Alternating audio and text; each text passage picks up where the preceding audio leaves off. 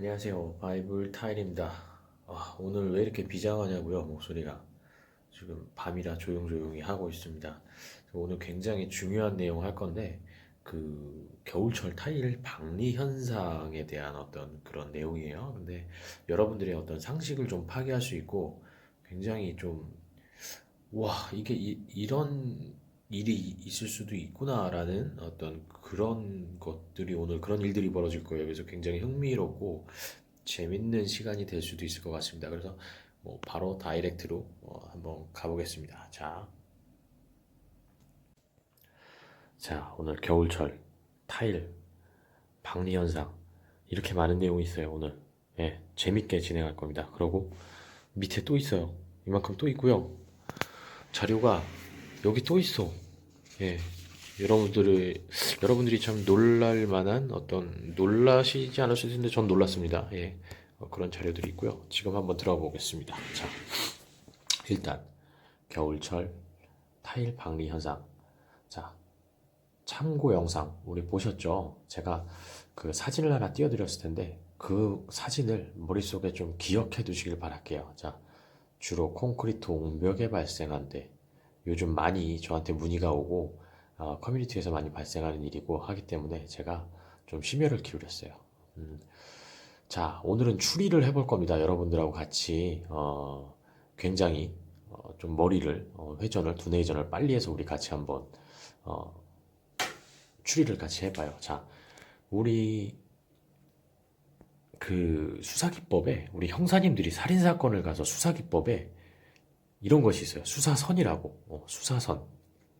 수사선이라는 게 뭐냐면 우리 살인사건 현장 이렇게 혈흔이 낭자한 살인사건 현장에 가면 항상 결과는 이미 벌어져 있어.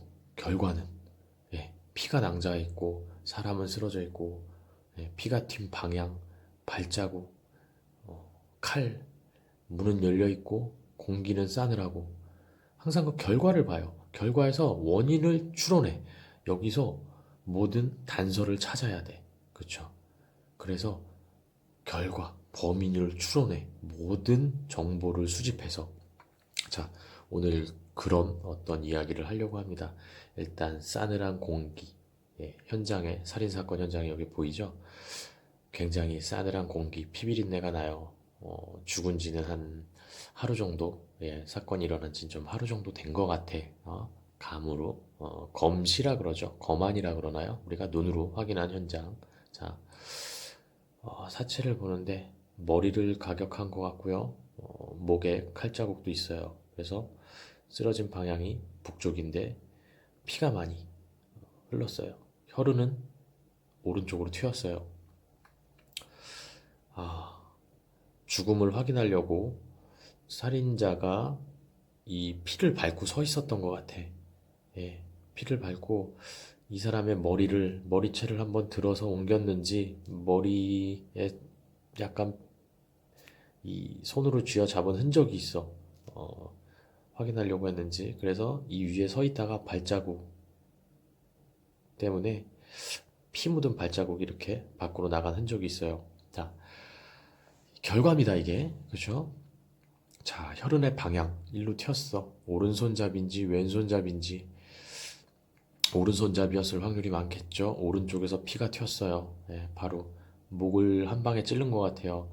어, 많이 찌르는 적은 없고 단 한 방으로 몇 방, 두세 방일 수도 있고요.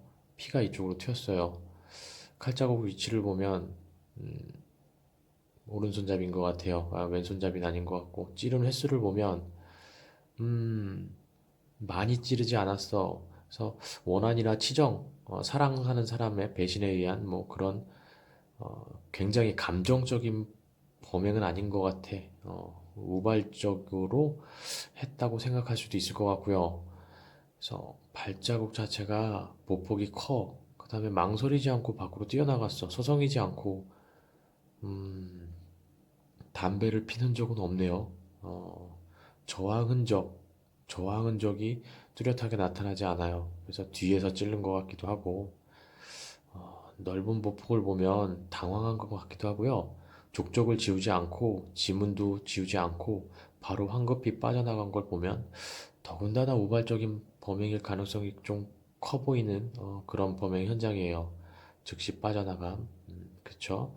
우발적일 수도 있겠고 초범일 가능성도 배제할 수 없습니다. 음, 이렇게 망설임으로 급하게 주변 상황을 정리하지 않고 치밀하게 정리하지 않고 나간 게 계획 범죄일 가능성 낮은 것 같아요. 자, 이렇게 보시다시피 결과에서 모든 될 수 있는 한 모든 것을 가능한 한 모든 정보를 수집해서 결과를 추론하는 이런 것들인데요. 오늘 좀 재밌게 재미없으실 수도 있지만 이런 거 처음 접하시죠 타일 채널에서. 그래서 이런 방식으로 한번 거꾸로 한번 가볼게요. 왜 이런 어, 하자가 일어나는지. 자, 일단 우리 타일이 떨어졌어. 이렇게 사진 참고하셨죠? 예, 타일이 이렇게 떨어졌어. 이렇게 후두두두 떨어졌는데 타일만 일단 떨어졌네. 이 사진에선. 그쵸? 타일만 일단 떨어졌어요. 그럼 일단 차근차근 살펴볼게요. 자, 물의 특성. 예, 물의 특성이라고 하면 제가 간단하게 정리했어요. 온도에 따른 부피의 변화. 예, 물의 특성은 온도에 따른 부피가 변해. 그쵸? 0도씨일 때 부피가 좀 많이 가장 커짐을 볼 수 있고요. 실험에서 4도씨일 때 가장 부피가 작아진대요. 예, 그래서 이렇게 표시를 해놨어요. 부피의 증가, 얼었을 때 부피의 증가. 우리 뭐 기본적으로 우린 다 아는 거죠. 예, 얼음에 담아놓은 컵이 이제 얼면 컵이 깨지거나 하는 부피가 늘어나서 그런 현상을 보여요. 일단 요거는 부피의 변화라는 것을 기본적으로 우리가 알고 있어야 될 것 같고요. 자, 온도의 변화와 물의 부피에 대해서 어, 우리 한번 볼까요? 자, 그러면은 얼 때 물이 그냥 흐물흐물한 상태에서 얼어. 그럼 무게가 변화가 있을까? 얼기 전, 언 후. 변화가 없어, 무게에는. 자, 부피가 얼기 전과 언 후 증가했어. 그죠? 부피만 커져. 무게는 그대로인데. 자, 반면 녹을 때. 녹을 때 역시 무게, 녹기 전 1g, 녹은 후 1g 변화가 없어. 어? 부피가 녹기 전, 녹은 후 감소해. 한마디로 팽창, 수축을 한다는 얘기죠. 엄청나게 팽창을 하고 수축을 해요. 이 온도 변화에 따라서 부피가 여기서도 이 그래프에서 보시듯이 팽창, 수축을 해요. 자, 이 사실을 또 우리 기억해야 될 거고요. 자, 그러면은 우리 일단 봅시다. 사진을. 자, 사진을 보면 이렇게 떨어졌어. 우리 한번 이제 그럼 이 사건을 우리 한번 경험했잖아요. 이 사건을 경험했으니까 우리 한번 추론을 한번 해봅시다. 자, 합리적 의심을 기반으로 한 추리, 수사선을 한번 펼쳐보자는 거예요. 자, 의문일 이걸 보고 그 사진, 첫 번째 그 사진을 보고 의문점이 들어. 아, 뭘까? 밥의 횟수. 일단 밥이 뜨문뜨문. 사진을 내가 옮겨놓은 거야. 뭐 그냥 밥이 뜨문뜨문. 밥을 별로 안 떴구나. 기본적으로 밥을 별로 안 떴어. 예, 면적이 작아. 접착 면적이 작네. 일반적으로 이게 음은. 자, 음은 2. 밥의 퍼짐, 분포도, 면적 압착도가 당연히 밥의 횟수도 작고 밥의 횟수도 작을 뿐더러 한 번 떴는데 밥의 퍼짐, 분포도도 작아. 압착도 안 시켰어. 보니까. 예, 딱 보면 알죠. 뜨문 공급이 너무 많은 거야. 자, 음은점 3. 박리되는 부분의 위치. 박리되는 부분의 위치. 왜 여길까? 여기는 그나마 붙어 있고 여기도 붙어 있는데, 왜 여길까? 어?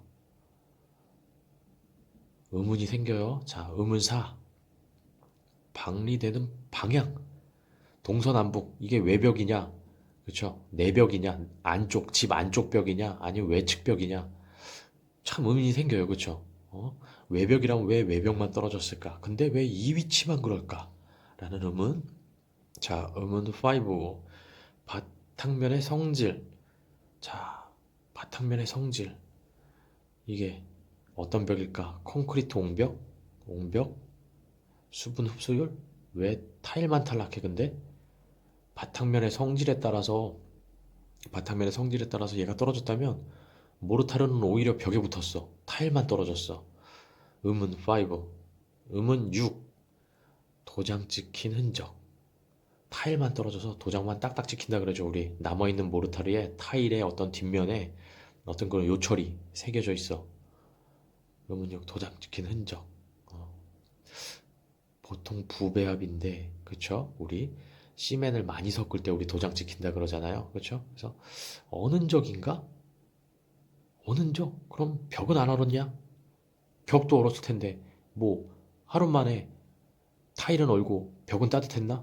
장시간 겨울에 장시간 노출됐을 텐데 뭐지? 음은 6. 자, 일단 음은 7로 갈게요. 함수율 된밥 진밥. 된밥 진밥. 돼서 떨어졌나? 겨울철인데 된밥 진밥. 왜 타일만? 왜 타일만 떨어졌지?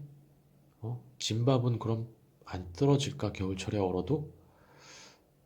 봄이 오면 녹으면 어떨까? 어는 속도, 물의 양이 관계가 있을까? 이것도 알아봐야 되겠네요. 어는 속도, 그쵸? 된밥, 진밥의 어는 속도. 아, 이게 참 나중에 여러분들을 머릿속을 확 뒤집어 놓을 겁니다. 자, 물의 양, 함수율 관계가 있을까? 어는 점은 동일할 건데 0도씨로, 그쵸? 물이면 물의 양이 어떻든 간에 어는 점은 동일할 텐데 온도가 중요한 건가? 온도가? 그럴 수도 있겠죠, 온도가. 자, 일단 그렇게 생각하고 넘어갈게요. 음은 8, 시공자의 성향일까? 여기서도 여러분의 속을 뒤집어 놓는, 머리를 뒤집어 놓는 결과를 보여드릴게요. 자, 시공자의 성향. 그럴 수도 있겠죠. 그쵸? 음문은 많아요. 1번부터 8번까지. 그쵸? 굉장히 많은 의문들이 있어요. 아, 여기서 그럼 요 하나하나의 의문들을 빠르게 한번 짚어 나가 볼게요. 자, 빠르게 한번 짚어 나가 볼까요? 그럼 의문 1로 다시 한번 가봐서 팝의 횟수 영향이 있을 수 있겠죠. 아무리 겨울이라도 밥의 횟수가 영향이 있을 수 있겠지. 당연히 같은 면적, 같은 조건일 때, 같은 조건일 때, 모르타르가 같은 조건일 때 많은 면적에 가능한 한 많은 면적에 붙으면 부착력이 좋아지니까. 근데 그게 확실하게 붙는다는 가정 보장은 없더라도 조금 더 넓은 면적에 붙었을 때 좀 더 오래 버틸 수는 있었겠죠. 그쵸? 우리 그렇게 추론해 볼 수도 있겠죠.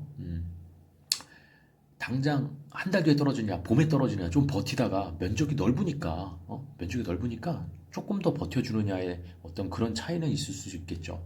자, 의문이 밥에 퍼진 분포도, 면적이 넓고 밀착, 압착시켰을 때 역시 많은 면적, 부착력, 좀 더 버틸 수 있고 견고함의 정도는 다르겠죠. 그쵸? 그래서 이거 원인이 될 수 있어요. 둘 다. 다. 그쵸? 우리 부정 못해. 어느 정도의 단 한 가지의 원인이 아니라는 거지. 그렇게 원인이 될 수 있어. 단 10%, 10%의 원인이 갈 수도 있는 거야. 그쵸? 추론해보면. 자, 계속 들어봐요. 자, 음은 3. 박리되는 부분의 위치. 왜 그 위치였을까? 왜 그 부분의 위치였을까? 여기 보면 흔히들 우리 이 떨어지는 위치를 보면 밑에 쪽에도 좀 완벽하게 붙어 있는 경우도 많고 위에 쪽에도 좀 붙어 있는 경우가 많아요. 근데 분포도, 밥의 분포도를 좀 확인해야 될 것 같아, 밑에는. 어, 그 탈거해서 뭐 망치로 퉁퉁퉁 치면서 강도를 좀 확인해 보는 그런 절차들이 필요할 것 같고 예상인데 정도의 차이가 있을 뿐 좀 많이 같이 툭툭툭툭 떨어지는 현상이 있었을 거야. 근데 여기서는 이제 덜 떨어지는 현상이 좀 벌어질 수도 있겠지. 왜? 기준장에는 조금 더 많이 우리가 떠붙이고 밀어붙인 다음에 위에를 주워 올리는 경우가 많아. 시공 습관에 따라서. 그러니까 아마 그런 정도의 예상을 한번 해볼 수 있어. 근데 또 추가적으로 뭐냐 하면 어떤 이유들이 있냐 하면 보통 자, 이게 우리가 한 벽의 일정한 부분이 떨어지는 경우에는 우리 믹싱에도 관계가 있는 거야. 우리. 자, 봐봐. 자, 모르타르에 한 통을 믹싱해. 한 통을 믹싱하는데요. 우리가 쓰다 보면 위에는 물이 뜨고 밑에는 좀 가라앉는 경우가 많아.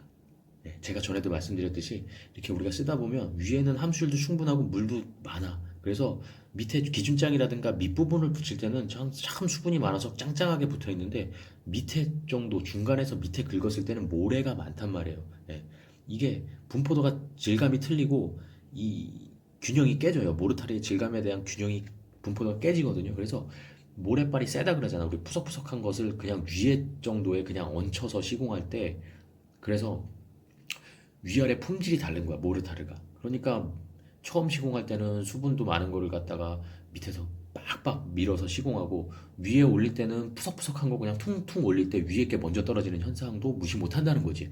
그래서 박리되는 부분의 위치도 적당히 봐야 돼, 우리가. 그 사람의 어떤 사진처럼 어떤 비디오처럼 그 사람을 볼 수 없고 장담할 수는 없지만 그런 것도 유추해 볼 만하다는 거죠. 예, 레이어드 현상이라고 내가 말했죠. 예, 예, 가라앉으면서 모래가 가라앉고 재료가 분리되는 현상에 의해서 시간 차이에 의해서 쓰는 어떤 그런 위치에 따라서 타일이 박리되는 위치도 관여를 한다는 거. 그 다음에 음은 3. 박리되는 방향, 외벽인지 내벽인지 바깥쪽에서 찬 공기를 그대로 맞는 벽인지 아니면 내측에 따뜻한 공기에 노출되어 있는데 떨어진다. 그럼 원인은 다르겠지. 외벽이라면 온도에 의해서 음, 떨어질 수도 있어요. 그쵸? 내벽이라면 온도의 영향을 덜 받겠지. 그러면 모르타르의 문제, 시공 방법의 문제가 더 많을 수도 있겠죠. 근데 온도에 의해서 외벽에 떨어지면 왜 타일만 박리돼? 그죠? 어느 점은 동일한데, 벽 타일만 뚝 떨어져. 밖에서부터 얼어와서, 뭐, 얼어왔는지도 모르고, 벽이 밖에서 얼어왔는지도 모르고, 아니면 일정 기간 그냥, 동결 상태로 벽이 한창 1월달, 2월달, 추울때 동결 상태로 있었는지도 모르는 상황이고, 현장 상황을 봐야 되겠죠. 그렇게. 주변 상황을 봐야 돼. 그렇기 때문에, 외벽이 얼었다고 해도 왜 타일만 박리되냐고. 그쵸? 아, 참 문제야. 이것도 나중에 조금 있다가 답이 나올 수도 있어요. 우먼 5. 네. 바탕면의 성질. 옹벽의 수분 흡수율. 바탕면의 성질. 옹벽의 수분 흡수율인데 왜 타일만 또 떨어질까? 네. 이게 똑같은 문제야.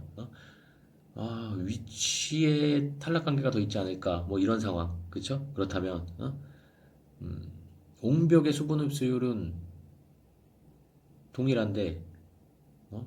바탕면 이 밖이나 아니나 왜 타일만 떨어져? 그렇다면 이제 어떤 모르타르의 사용에 관한 그런 노하우에 관한 어떤 그런 1, 2번에 관한 그런 1, 2번 문제에 관한 어떤 문제가 더 대두되지 않았을까라는 것을 추론해 볼 수 있고 자 그렇다고 해도 둘 다 산발적으로 같이 탈락해야 하는데 왜 타일만 그쵸? 예 이게 옹벽의 흡수율이라고 해도 온도의 차이라고 해도 타일도 떨어질 수도 있고 옹벽에서 모르타르가 탈락할 수도 있고 산발적으로 이렇게 탈락해야 되는데 타일만 뚝 떨어졌단 말이야. 그치? 그거는 여러분들도 같이 생각해 볼 내용이에요. 자, 그러면은 왜 그럴까? 왜 모르타르가 옹벽에만 붙어 있었을까? 제가 전에 뭐 이렇게 부착력이랑 응집력이라는 것의 영상을 찍은 적이 있죠. 같은 물질끼리 잘 붙으려 하는 성질이 있어요. 그렇죠? 네. 같은 물질끼리 잘 붙으려 하는 성질. 자, 보면 자, 요렇게 한번 보여드릴게. 화면을. 자, 여기 보세요. 아, 어지럽죠? 같은 물질끼리 잘 붙으려는 성질. 자, 흙과 흙은 잘 붙어. 자, 볼게요. 골재, 모르타르, 바탕면, 바탕면. 여기 있어요. 그러면은 제가 이거 잘못 쓴 건데 타일이 있는 거 타일이 여기 타일이야 타일. 자 모르타르와 바탕면은 성질이 어떨까요? 비슷해요. 바탕면의 성질 뭐예요? 콘크리트, 석영, 장석, 자갈, 콘크리트예요. 모르타르의 성질 뭐예요? 모르타르의 성질 시멘트. 그쵸? 같은 시멘트. 석영, 장석 똑같이 들어가요. 점토 안 들어가죠. 네. 어쨌든 간에 똑같이 들어가요. 거의 같이 들어가요. 근데 타일 같은 경우는 역시 점토, 석영, 장석이 들어가지만 그 비율이 현저히 낮단 말이에요. 다르단 말이야. 그쵸? 어? 흡수율도 다르고요. 15%에서 20%뭐 컨디션에 따라 다를 수 있지만 근본적으로 거의 같은 성질을 갖고 있는 건 모르타르와 바탕면이에요. 모르타르와 바탕면. 예. 그렇기 때문에 그것도 무시할 수 없다는 거지. 뭐 100%가 아니라 이것도 퍼센테이지 안에 포함해야 된다는 거죠. 그래서 성질이 같은 이유도 있을 수 있다. 왜 타일만 떨어질까요? 부배합이 됐는데. 시멘트가 부배합이 됐는데 왜 타일만 떨어질까요? 그럼 벽에는 왜 붙어 있어? 근데 우리가 알아. 부배합이 되면 타일에서 탈락한다는 건 알아. 근데 왜 벽에는 왜 붙어 있을까? 부배합이 됐는데. 그렇죠. 그 이유가 일정 부분 같은 물질끼리 잘 붙으려 하는 성질, 그 성질, 콘크리트, 시멘트와 시멘트, 그렇죠. 예, 같은 골재와 골재, 여러 가지 골재 성분이 거의 동일한 비율로 맞아 떨어지는 어떤 그런 거. 제가 다음 시간에 골재에 대한 거, 몰에 대한 성분을 이야기할 건데요. 그거를 한번 들으시면 아마 더 이해가 빡 오실 거예요. 그래서 요걸 한번 짚고 넘어가 봤습니다. 요런 것도 한번 생각해 볼 만하다. 자, 음은 6이 있어요. 도장 찍힌 흔적. 저 방금 제가 말씀드렸죠. 부배합일 때 도장만 딱 찍힌다 그랬어. 타일에 도장만 딱 찍힌다 그랬어. 근데 그러면은 왜 벽에는 붙어 있을까? 그러면 그게 언 흔적인가? 언 흔적? 근데 얼었는데 왜 타일만 얼었어? 벽은 안 얼나? 그쵸? 벽은 타일은 차갑고 벽은 따뜻했나? 같은 상황, 같은 조건에 같은 시간이라면 벽은 안 얼었나? 라는 의문점이 들어요. 그럼 벽에 왜 붙어 있지? 타일에 먼저 떠서 타일에 밥을 먼저 떠서 타일이 먼저 물을 흡수해서 잘 붙었을 텐데 나중에 벽에 갖다 붙이면 벽의 함수율이 벽에 가져가는 물이 부족해서 오히려 물이 부족했을 텐데 왜 벽에 더 잘 붙어 있지? 라는 의문을 가질 수 있어요. 그렇죠? 예. 조금 이따가 이것도 좀 추리를 다시 한번 종합해서 해볼게요. 자, 의문 7. 함수율, 진밥, 된밥. 된밥은 모세관 현상이 덜 일어나죠. 그래서 드럼나서 탈락할 확률이 좀 있어요. 겨울과 여름 뭐 계절에 상관없이 그죠. 진밥 얼고 녹는 과정에서 부피 변화가 커요. 그죠. 얼고 녹는 과정에서 진밥은 오히려 부피 변화가 커요. 진밥 물이 함수율이 높으면 생각해 보세요. 같은 겨울이야 계속 추워. 근데 된밥에도 수분 있고 진밥에도 수분 있어. 근데 진밥은 오히려 부피의 변화가 크다는 거예요. 우리가 부피가 물이 많으니까 얼고 녹는 과정에서 그람수의 변화, 무게의 변화는 없지만 부피의 변화가 크다는 거. 그래서 얼을 때 팽창을 쫙 하고 순간 녹을 때 어떻게 돼? 더 환원하려는 힘이 큰 거예요. 그래서 봄에 그 편차가 크니까 뻑뻑 떨어져, 두두둑 떨어져, 후두둑 떨어지는 이유가 오히려 진밥도 예외가 아니라는 거지. 된밥, 진밥이. 그래서 어느 것이나 동일할 수 있다는 거예요. 예? 어느 것이나 동일할 수 있다는 거예요. 어? 문제는 굉장히 이거는 중요한 문제입니다. 표면에 어는 점 0도씨로 동일해. 된밥이나 진밥이나 표면에 어는 점이 동일해. 물 분자가 하나하나가 물 분자 하나하나가 그 표면에 어떤 그 차가운 공기를 만났을 때 그 어는 점은 동일한 거예요. 그쵸? 위에부터 얼어. 물은 절대 아래서부터 얼질 않아. 내가 조금 이따 얘기를 해줄게요. 자, 그 다음에 함수율, 퍼센테이지, 양에 따라 온도는 동일해. 그쵸? 0도씨에서 어는 온도는 동일해, 물은. 근데 두 번째로, 양에 따라, 양? 된밥이나 진밥이나 양이 적고 많고에 따라 같은 온도일 때 어는 점은 동일한데 양이 많으면 덜 얼까? 왜? 늦게 얼어? 빨리 얼어? 이 차이는 있을 거예요. 양이 적으면 빨리 어는 게 사실이야. 그쵸? 이건 과학적으로도 사실이에요. 전 지금 다 팩트만 얘기하고 있어요. 물이 양이 작으면 외부의 무한대의 에너지, 그 한파의 영향을 받을 때 저항하려는 그 에너지가 덜 하기 때문에 급속하게 얼어요. 자, 근데 물론 여기서의 함정은 같은 온도일 때 어는 점은 동일하고 물의 양이 적을 때 저항하려는 힘이 덜 약해서 빨리 어는 건 사실이지만 단지 속도가 빨리 언다는 거지 어는 것은 똑같다는 거죠. 자, 얘가 된밥이 2초 만에 얼었어. 탁 했는데 물이 살얼음이 쫙 갔어. 2초 만에 얼었어. 진밥은 얼마나 버틸 것 같아요? 자, 2초. 된밥 2초 만에 만약에 얼었어. 진밥은 얼마나 버틸까요? 진밥은 뭐 굉장히 수분이 많아서 이틀, 날이 풀릴 때까지 3개월을 버틸까요? 아니란 말이야. 같은 혹한기 때는 시멘트가 얼어있는 게 굉장히 오래 가기 때문에 다음날 날이 살짝 풀린다고 해도 그 당시 한두 시간, 3시간, 4시간, 12시간, 24시간에 한파가 몰아칠 때는 똑같은 조건이라고요. 거의 비슷한 조건이라고요. 그 함수율이 얼마나 많이 틀릴까요? 그렇죠? 함유하고 있는 게. 그렇기 때문에 어는 속도가 몇 초의 차이, 몇 분의 차이일지언정 속까지 다 어는 건 똑같다는 거예요. 거기서 우리가 굉장한 어떤 그 착오를 일으킬 수 있는 부분이에요. 자, 어는 점은 동일하다. 근데 양이 다르면 늦게 얼까? 그 늦게 어는 속도가 어느 정도일까? 결국 똑같다는 거야. 그죠? 결국 물리적으로 똑같다는 겁니다. 자, 그러면 3번을 볼까? 동일 온도일 때 다른 양.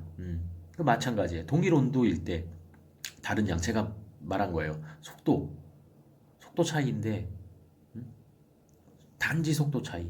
예? 어는 건 똑같아요. 어차피 어는 건 똑같아. 그 시간 동안 굉장히 많은 양도 아니고 어차피 그 한 주먹의 모르타르에 있는 수분이기 때문에 그 시간으로 봤을 때 시간 몇 초, 몇 분이라는 시간으로 봤을 때도 똑같다는 거야. 아, 그렇죠. 이거를 우리는 간과할 수가 없어요. 원인을 찾는 데에서. 자, 계속 들어보세요. 음은 8. 시공자의 성향일까요? 버릇? 버릇? 밥을 좀 들뜨고 그죠? 1, 2번처럼 약간 의심이 돼. 근데 격려. 초짜야 베테랑이야. 아, 떨어졌으니까 초짜일까? 그죠? 베테랑이었을까? 알 수 있겠어요? 여러분? 알 수 있겠어요? 이것도 뒤집어져요. 경력이. 경력에서도 여러분의 어떤 생각이 초짜일 것 같죠? 밥을 덜 떠서. 그렇죠. 근데 경력이 많으신 분들도 덜 뜨는 분들이 많아요. 그렇기 때문에 함부로 추론할 수가 없다고요. 근데 경험이 없을까요? 여러분, 초짜야. 경험이 없어? 경력이 없고 경험이 없을까요? 이분이? 함부로 그렇게 추론할 수 있을까? 지식이 없어. 기본 지식이 없었을까요? 기본 지식? 어? 기본 지식. 이 타일에 대한 기본 이해도, 겨울 공사에 대한 기본 이해도가 없었을까요? 의문점, 누구도 섣불리 단정할 수 없는 의문이에요.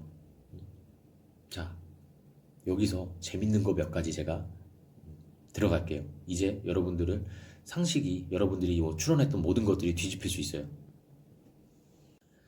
자, 역발상 한번 해볼게요. 제가 잠깐 스쳐 지나간 건데 왜 타일만 떨어졌을까? 왜 타일만 떨어졌을까? 역발상.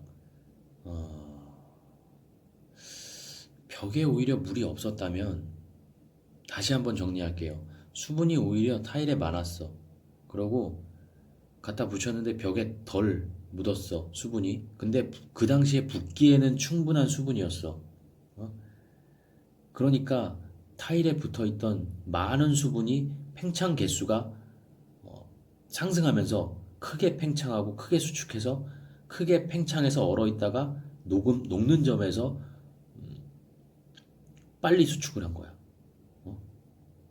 빨리 수축을 한 거야. 그 수와 열 반응해서 팽창, 수축이 크듯이 어느 점, 양이 많으니까 팽창 개수가 증가해서 그 다음에 벽 같은 경우는 상대적으로 물이 덜 갔기 때문에 나중에 물을 흡수했기 때문에 팽창 개수가 상대적으로 적은 거야. 적었을 수도 있을 거야. 그러고 어떤 의미를 담느냐 하면 제가 아까 말씀드렸듯이 어떤 같은 것은 같은 것끼리 더 붙으려고 하는 어떤 그런 부착력에 대해서 물리적인 부착력에 대해서도 말씀드렸을 거예요. 그게 복합적으로 작용했을 때 이렇지 않았을까라는 추론을 하고요. 거기에 더 플러스 자 난방 온도의 변화 자 이게 외벽이었어 만약에 외벽이었어 그러면은 뭐냐면 왜 타일부터 떨어졌을까라는 것을 방금 말한 거랑 연관 지어보세요. 밖에서부터 찬바람이 계속 불어와. 근데 외벽은 계속 차가워져 있어. 그쵸? 옹벽에 붙은 모르타르 쪽은 계속 차가워져서 계속 얼어 있는 상태야. 팽창 개수가 작용을 안 해.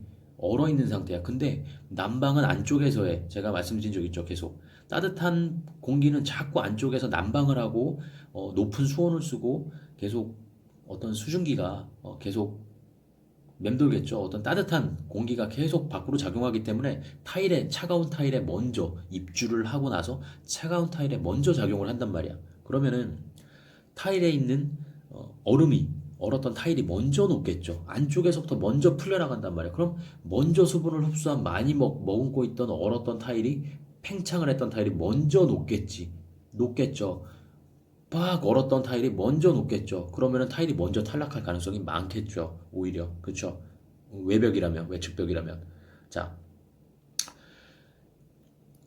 여기서 또 하나가 같은 날, 같은 온도의 시공을 했느냐도 의문인데 거기까지 너무 디테일한 것 같아요. 그래서 보통 같은 날, 같은 온도의 시공을 했겠지라는 가정하에 하는 거예요. 왜? 여기 붙이고 나중에 어, 위에를 붙였을 때 모르타르와 상태, 온도의 상태, 습관이라든지 뭐 정말 실험으로 친다면 너무 변수가 많기 때문에 같은 날 시공했을까 이걸? 같은 온도에서 시공했을까?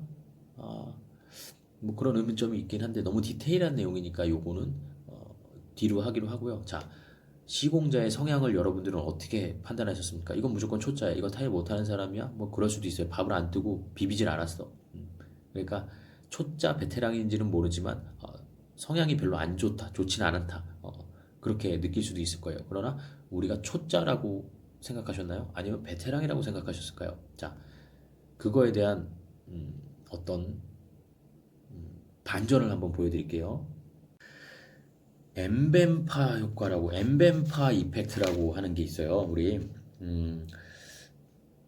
뭐냐면 그 아프리카인가? 아프리카에 사는 소년인가가 엠벤파라고 하는 애예요. 애인데 완전 이건 역발상도 아니고 이건 완전 난제를 가져온 거거든요. 그래서 엠벤파 이펙트라 그래요. 왜냐하면 이 소년이 그 뜨거운 우유를 그 냉장고에 제 기억에 뜨거운 우유를 냉장고에 넣는데 그냥 맹물이 아니라 그 어떤 그냥 실온에 보통 더 낮은 온도의 어떤 우유보다 더 빨리 얼어버린 거예요. 예? 이해가세요? 높은 온도에 우유를 냉동실에 넣었는데 저온에 있던 우유보다 더 빨리 얼었어. 이해가 가세요?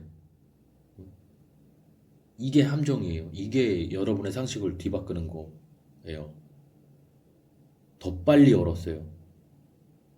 그래서 이건 난제고요. 여태까지 난제고 실험 결과도 있고 어떤 과학 사이언스지의 어떤 발표된 논문들도 있어요. 그래서 1969년 영국 과학 잡지 뉴 사이언티스트?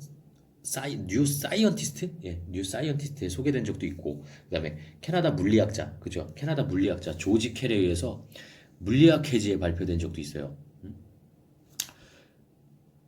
이런 현상들이. 근데 물리학적으로 당연히 온도가 높으면 어느 데까지 시간이 오래 걸려야 되는데 더 빨리 언대. 이게 발표된 적이 있다고요. 심지어 2000년 전에 아리스토텔레스가 여러분들 아시죠? 아리스토텔레스가 자기의 저서 기상학이란 자기의 저서에서 이걸 남겼어요. 이걸 2000년 전에 지금부터 2000년 전에 남긴 거야. 이 현상을. 예. 고온에 있을 때 오히려 더 빨리 어는 현상을 보였다. 어는데 걸리는 시간이 온도차에 비례하지 않는다. 예? 정말로 이건 미친 거예요. 어는데 얼리는 시간이 온도차에 비례하지 않는데 뜨거운 거든 낮은 온도든 비례하지 않는다는 거야. 뜨겁다고 꼭 오래 있다가 얼지 않는다는 거야. 더 빨리 얼 수도 있는 거야. 꼭 비례하지 않는다라는 거예요. 예? 그러니까 이 사람이 만약에 정말로 충실한 시공을 하려고 따뜻한 물을 썼어. 예? 따뜻한 물을 써서 딱 붙였어. 순간 빵 얼어버릴 수 있어요. 빵 순간. 예? 물리학적인 거에 어떤 법칙을 거슬리는 현상이 와요. 그렇죠? 돼지꼬리를 담궈서 정말 온도가 높은 온도에 그걸 딱 붙이면 쫙 얼어버릴 수 있어요. 그게 뭐냐면 그 원리가 뭐냐면 우리가 급속 냉각 물을 급속히 냉각할 때 뜨거운 물이 엠벤파 효과라고 엠벤파 이펙트라고 뜨거운 물이 딱 만났을 때 굉장히 대기를 만났을 때 어느 점을 만났을 때 급속하게 얼어버린다고 했잖아요. 그럼 그 급속 냉각이라고 하는데 사면체의 구조 이렇게 계속 들어가면 안 되는데 뭐 오늘 미친 시간이니까 이게 완전 정신 나간 것처럼 갈게요. 사면체 구조 우리 그 결정체 있죠. 얼음 결정체. 우리 눈 결정체와 얼음 결정체 보면 되게 보석같이 이렇게 쫙 이렇게 생겨갖고 이렇게 쫙 퍼졌잖아요. 이렇게 막 이렇게 보석같이 그 사면체의 구조가 변형을 해요. 급속하게 냉각 시 얼음 결정이 만들어질 시간이 없는 거야. 그렇게 이쁘게 그 사면체의 구조는 그 물 분자 하나에 H 하나에 O2 4개가 붙어서 그 물 분자가 나와요. 삼각형이 이렇게. 그게 또 붙어요. 그 12개가 붙어서 그렇게 보석같이 만들어져요. 그런 구조를 형성할 시간이 없는 거예요. 얼음의 구조를 형성할 시간이 없어. 너무 급속하게 된 거예요. 그래서 무정형 구조라고 해요. 무정형 구조.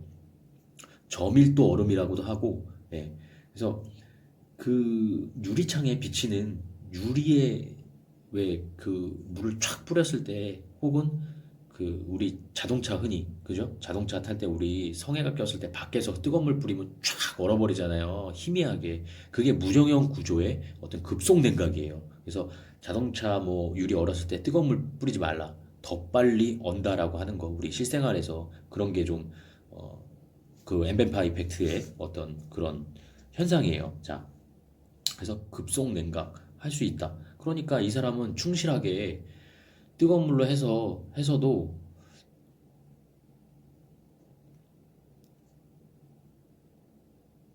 이렇게 탈락할 현상이 벌어질 수 있다는 거지. 그쵸? 그러니까 이 사람은 경험이 없다고도 말을 못하고, 그죠? 그 다음에 충실하지 못했다고도 함부로 단정 지을 수 없어. 어? 아이, 저거 얼었잖아. 얼었으니까 차가운 물 써서 저거 온 거야. 이럴 수가 없다고요. 예? 경험이 없다고 말할 수도 없어. 단정 지을 수 없는 거예요. 시공자의 성향은. 단지 밥 드는 위치, 횟수, 비빔, 퍼짐, 된밥일 것 같다.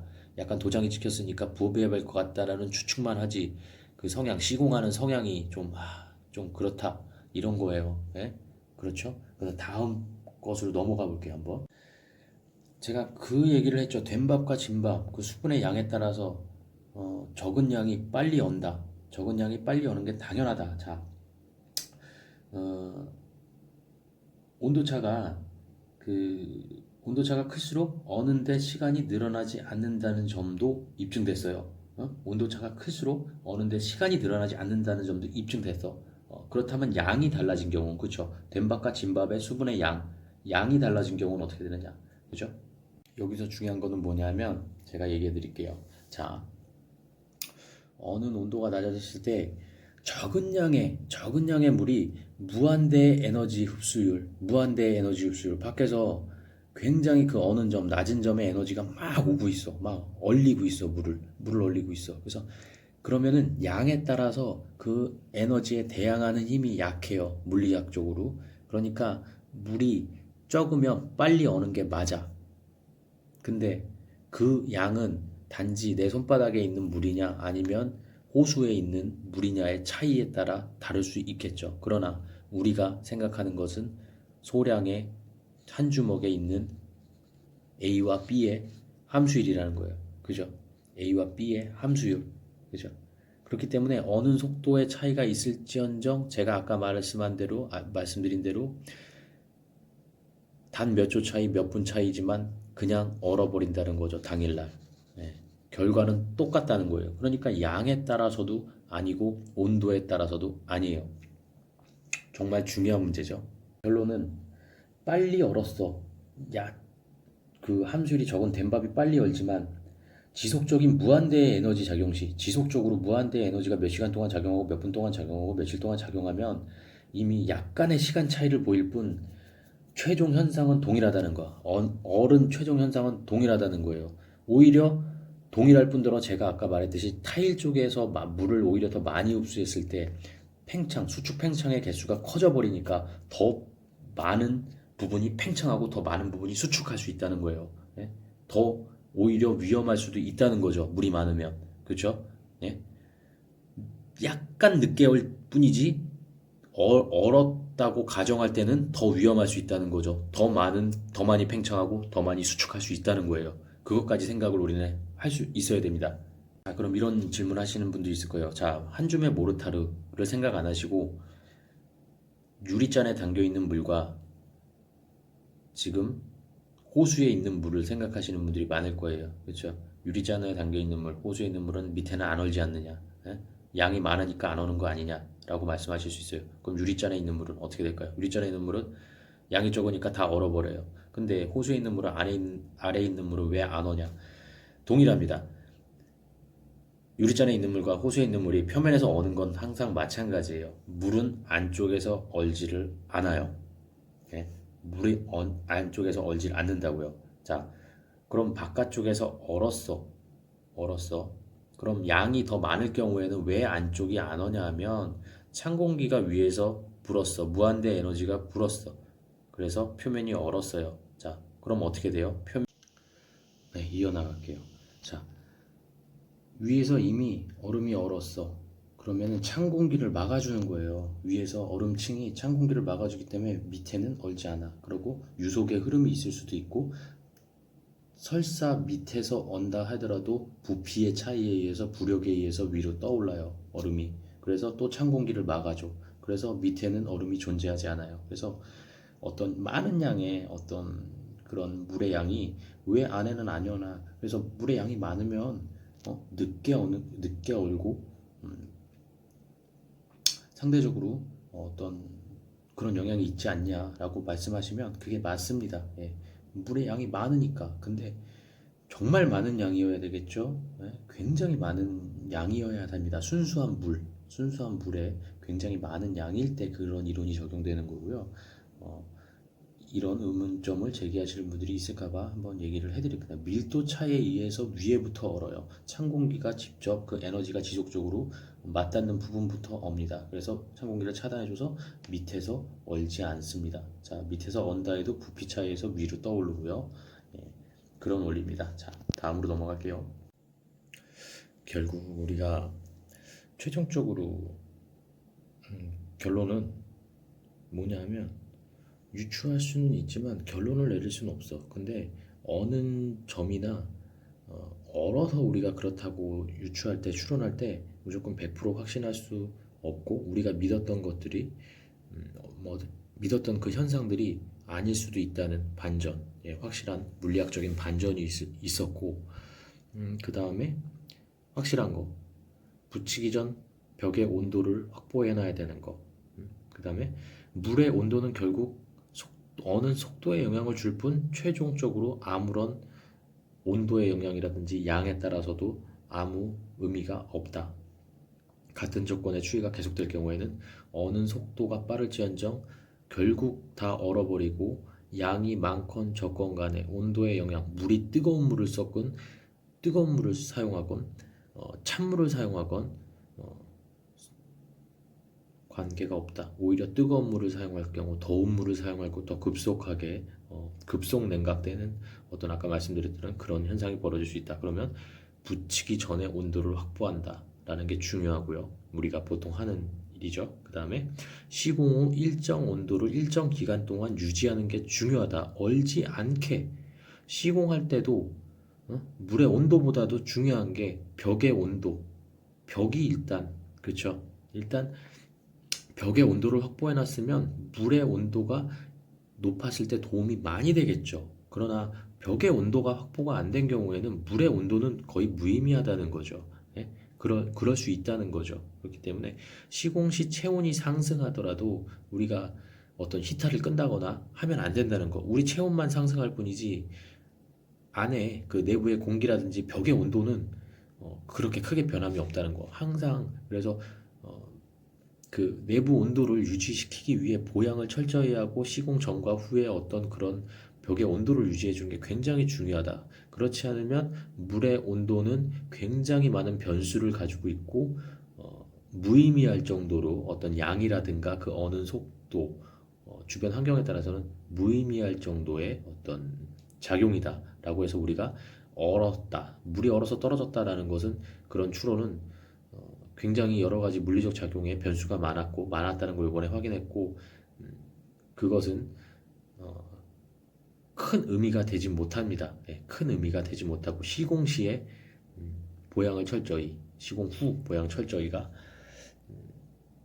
앞으로 더 불량의 어떤 불량 시공에 그런 불량 시공이 안 나올 수는 없겠죠 하자가. 그러나 최소한도로 해야 되겠죠. 그래야 겨울 공사를 진행하는 시공사들이 많겠죠. 지금 워낙 불량이 많이 나오니까 하자가 너무 많이 나오니까 그걸 감당할 수가 없는 부분이 좀 많죠. 그래서 겨울 공사도 안 하는 이유 중에 하나가 그게 크죠. 겨울 공사를 굳이 진행하지 않은 인력도 넘쳐나는데 봄에 벌써 다 끝낼 수 있는데 굳이 무리하게 겨울 공사를 진행 안 하는 이유 중에 하나도 있을 것이고요. 그렇기 때문에 우리는 겨울 공사를 한다면 보양을 철저하게 해야 한다. 이런 사례를 통해서 느낄 수 있을 겁니다. 예. 그래서 워낙 빠르게 진행돼서 좀 복잡하고 할 수 있지만 충분히 우리 뭐 타일러분들은 다 이해하셨으리라 생각을 합니다. 자, 결론은 하자율을 낮추고 겨울 공사를 이끌어가자. 예, 확실하게 우리 하자. 오늘 참 물에 대한 것을 많이 얼음에 대한 것, 물의 습성에 대한 어떤 굉장히 반전이 많았죠. 놀라운 사실이 많았죠. 그래서 우리가 항상 그런 것 같아요. 우리가 알고 있는 상식이 전부가 아니고 우리가 어떤 뇌피셜로 어떤 경험에 의해서 어떤 것을 경험했을 때 그게 진리라고 믿거나 그게 반드시 맞다고 믿는 어떤 것들이 많이 다른 부분이 또 많은 것 같아요. 이 사람은 초짜고 이 사람은 경험이었고 근데 그것도 함부로 유추할 수 있는 것도 아니었어요. 예. 모든 부분, 많은 부분이 오늘 그랬죠. 그렇기 때문에 오늘 하자에 대해서 우리 알아보는 다각도의 측면, 제가 뭐 세럴라이트 윈공위성처럼 다각도에서 빙빙한 위성을 돌면서 위아래 옆에 측면 뭐 360도 다 어떤 다각도의 측면을 봐야 된다고 일전에 말씀드렸을 거예요. 오늘 그런 것들을 한번 실전에 대입해 봤어요. 그래서 오늘 좀 바쁜 시간이었는데요. 다음 시간 또 유익한 골재에 대한 거 굉장히 또 여러분들의 상식을 뒤엎는 것들이 있을 수 있어요. 그래서 그런 것들을 또 방송으로 이어가겠습니다. 감사합니다.